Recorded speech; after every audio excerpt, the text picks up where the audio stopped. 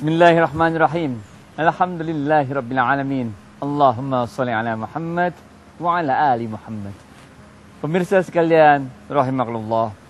Seorang ulama besar di zamannya, Abdullah Al-Intaqi, menuliskan satu rumusan agar hati kita menjadi lembut.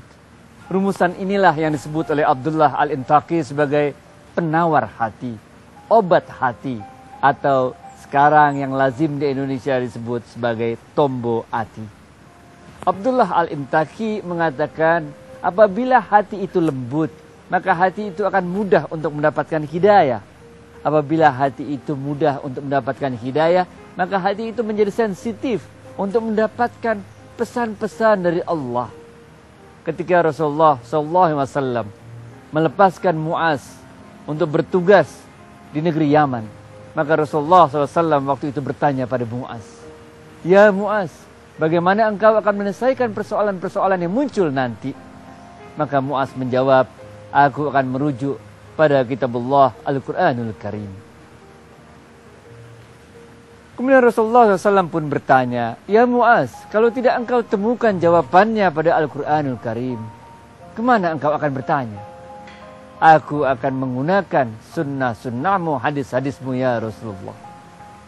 Rasulullah SAW bertanya lagi pada Muaz, "Kalau engkau tidak temukan dalam sunnahku dan hadis-hadisku, kemana engkau akan bertanya persoalan yang engkau hadapi?"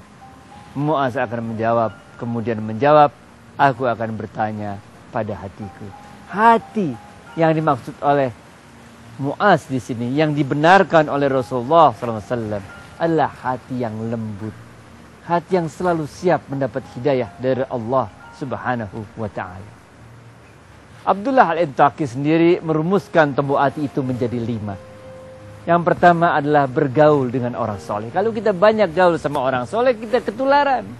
Rasulullah SAW mengatakan kalau kita gaul sama tukang jual minyak wangi, kita ketularan wanginya. Kalau kita gaul sama tukang peniup abu, kita kena abunya. Kalau kita gaul sama tukang jual daging, kita dapat amis daging. Yang pertama penting, gaul sama orang soleh. Yang kedua apa? Banyakin baca Quran. Bukan sekedar baca, khatam berapa kali, tapi juga mengerti maknanya, mengerti artinya. Dan yang berikut yang paling penting adalah mengaplikasikannya, melaksanakannya dalam perbuatan kita sehari-hari. Yang ketiga adalah perbanyaklah sholat malam. Apalagi di bulan Ramadan, apalagi di 10 malam yang terakhir.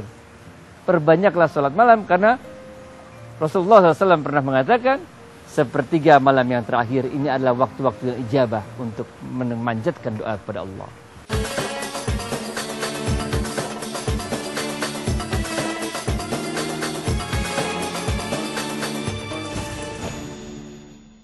Mari tunaikan zakat melalui Al-Azhar Peduli Umat, insya Allah menjadi keberkahan bagi mustahik serta muzaki. Karena zakat adalah energi. Mari tunaikan zakat melalui Al-Azhar Peduli Umat, insya Allah menjadi keberkahan bagi mustahik serta muzaki. Karena zakat adalah energi. Mari tunaikan zakat melalui Al-Azhar Peduli Umat, insya Allah menjadi keberkahan bagi mustahik serta muzaki. Karena zakat adalah energi.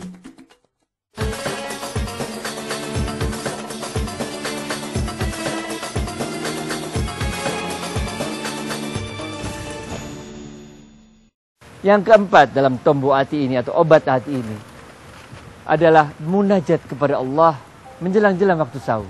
Berzikir kepada Allah, perbanyak zikir malam hari.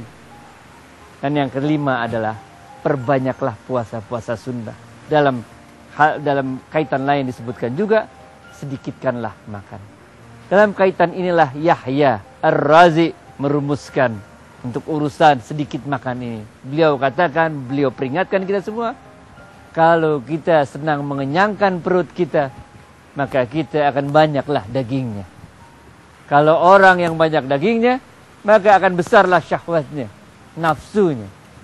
Dan orang yang banyak syahwatnya, banyak nafsunya, besar syahwatnya, besar nafsunya, maka akan banyaklah dosanya. Dan orang yang banyak dosanya akan keraslah hatinya. Jadi hati itu kalau buat dosa, dia ada titik merahnya, titik hitamnya ron gitu.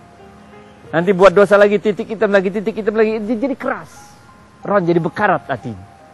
Dan orang-orang yang keras hatinya, ini akan tenggelam dalam lautan kenistaan dan kemewahan duniawi. Pemirsa sekalian rahimakumullah, inilah Tombo Ati yang ditulis ratusan tahun yang lalu oleh Abdullah Al-Intaqi. 5 hal ini yang kita harus jaga supaya hati kita tetap lembut, hati kita tetap siap setiap saat mendapat hidayah dari Allah. Diperingatkan sedikit kita udah paham. Jangan sampai nanti apa yang dikatakan oleh Yahya Ar-Razi, 5 hal yang membuat kita lalai kalau perut kita penuh. Pertama, kita akan perutnya kenyang. Kenyang maka kita akan baginya banyak. Orang dagingnya banyak, syahwatnya jadi banyak. Orang syahwatnya banyak, cenderung melakukan banyak dosa. Orang banyak dosa, tiap kali dosa kita buat, hati kita ada titik hitamnya. Lama-lama hati kita jadi bekarat, lama-lama hati kita jadi keras. Nah, orang-orang yang hatinya telah keras, maka dia akan tenggelam dalam kenistaan dan kemewahan duniawi. Pemirsa sekalian rahimakumullah, mudah-mudahan bulan Ramadan ini benar-benar menjadi tempat bagi kita untuk melaksanakan banyak tombo hati.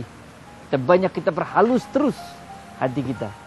Mudah-mudahan kita termasuk ke dalam orang-orang yang hatinya menjadi cermin, yang hatinya, gerakan-gerakan hatinya itu menjadi cermin bagi kita akan dosa dan pahala kita itu sendiri. Pemirsa sekalian rahimakumullah, demikianlah yang dapat disampaikan pada kali ini. Mudah-mudahan Allah SWT selalu memberkahi kita. Billahi taufiq wal hidayah. Wassalamualaikum warahmatullahi wabarakatuh. Zakat adalah kebutuhan kita. Ya, kitalah yang butuh zakat agar Allah membersihkan harta kita, menenteramkan jiwa kita, serta memberikan keberkahan dunia dan akhirat. Assalamualaikum. Waalaikumsalam. Saya baru saja berzakat. Alhamdulillah. Mari tunaikan zakat melalui Al-Azhar Peduli Umat. Insya Allah menjadi keberkahan bagi mustahik serta muzaki. Karena zakat adalah energi. Barakallah.